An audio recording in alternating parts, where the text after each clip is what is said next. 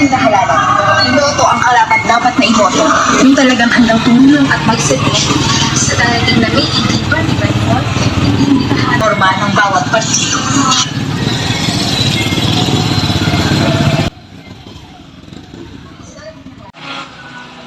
Uy, Ani, malapit na naman ang botohan. Tiyak akong marami na naman ang mga kampanya nito.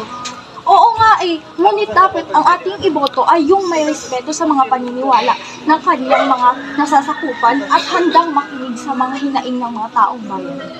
Tara sa plaza. Ang alam ko, meron project ang dalawang parties. Ngayon doon, tingnan natin kung alin ang mas maganda para makapili tayo. Tara, sige. Uy, Alfonso, tara sa plaza. Bakit? Anong meron? Malapit na ang botohan. Paano kaya tayo nito makakapili ng karapat-dapat sa pwesto? May mga project ang bawat partido sa plaza. Tara, tingnan natin kung ano ang mas maganda para malaman natin kung sino ba dapat ang karapat-dapat. Tara, sige.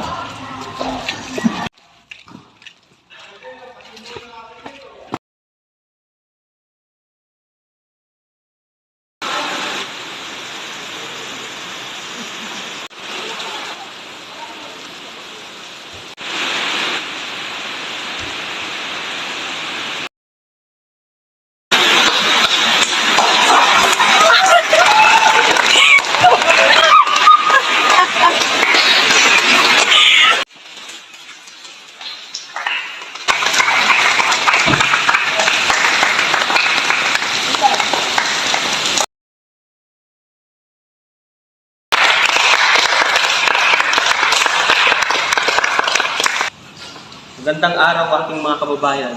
Ako nga pala si Tristan A. Fronda at ako ay tumatakbo bilang isang SK chairman.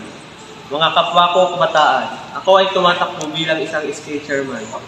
At nais ko kayo pagsilbihan at ako ay humihingi ng inyong suporta at ng inyong boto.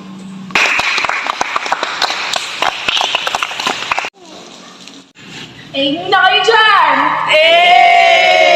Hi mga kabarangay! Ako si Shalina Ulika, tumatakbo bilang isang SK chairman at kung ako man ang manalo dito sa ating barangay, ako ay magpapatupad na pang-araw-araw na sayawan at mga palaro para sa kabataan.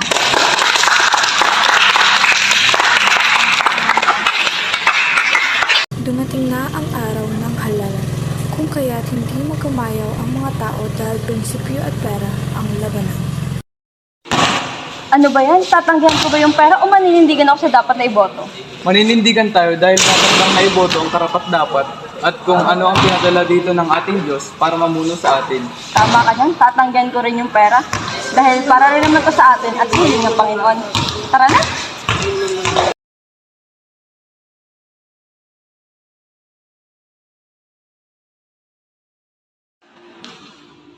Magandang araw sa inyong lahat. Ngayon ay inanyayaan ko kayo pumunta dito para sa ating pila.